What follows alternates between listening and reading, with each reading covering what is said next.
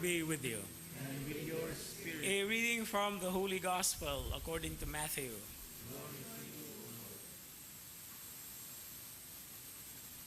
Jesus said to his disciples, "You have heard that it was said, 'You shall not commit adultery.'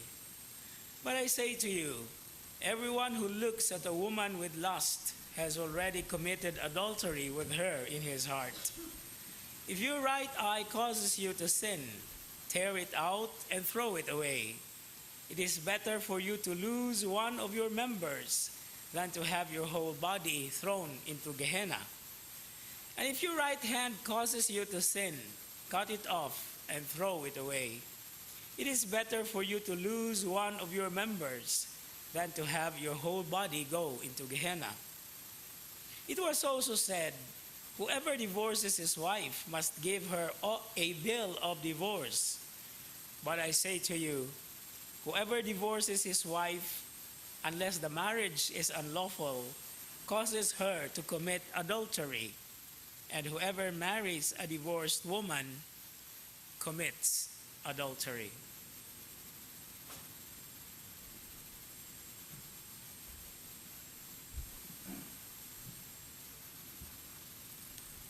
The Gospel of the Lord.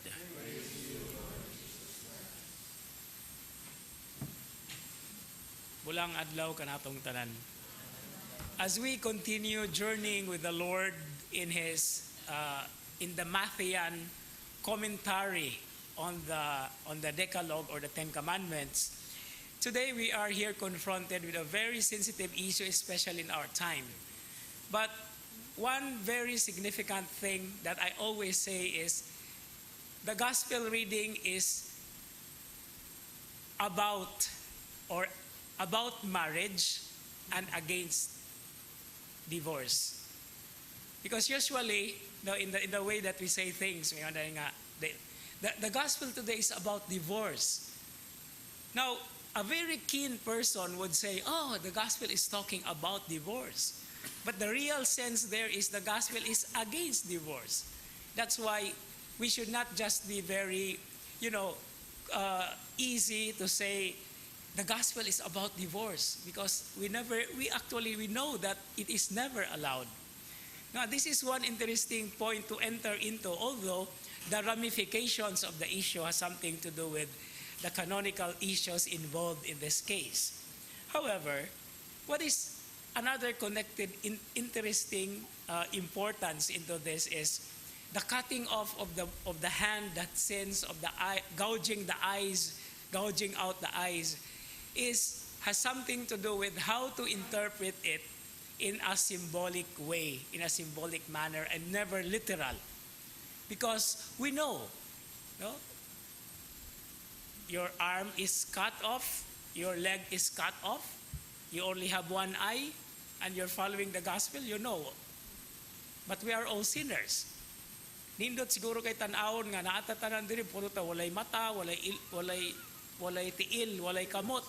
No? So that's very, very important.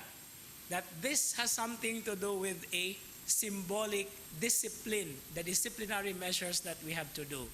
And connected to the very beautiful message of today's first reading is that we, despite our weaknesses, our fragility, our humanity, we are vessels of the Lord. And as vessels of the Lord, as earthen vessels, we hold a treasure. And a very beautiful artistic understanding of this is, why are the vessels earthen? Because the content of the vessel is gold.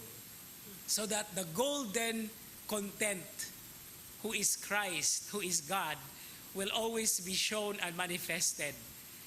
Because if the vessel is gold and the content is also gold, you won't see a difference. But if the vessel is earthen, precisely because of our humanity, we are so privileged to hold such a treasure. And that treasure has to always shine and never be outshone by our own personal merits, in fact, or our abilities. We always have to be always showing God, Christ in our lives, despite our weakness, our humanity, and our fragility. And so as we continue with this Eucharistic celebration, precisely because we come here and really understand how important the presence of God is in our lives and in how we respond, let us constantly be grateful. This Mass I chose is offered to give thanks to the Lord for anything that He has given us. And so we do this as a thanking, as a grateful community and family. Amen.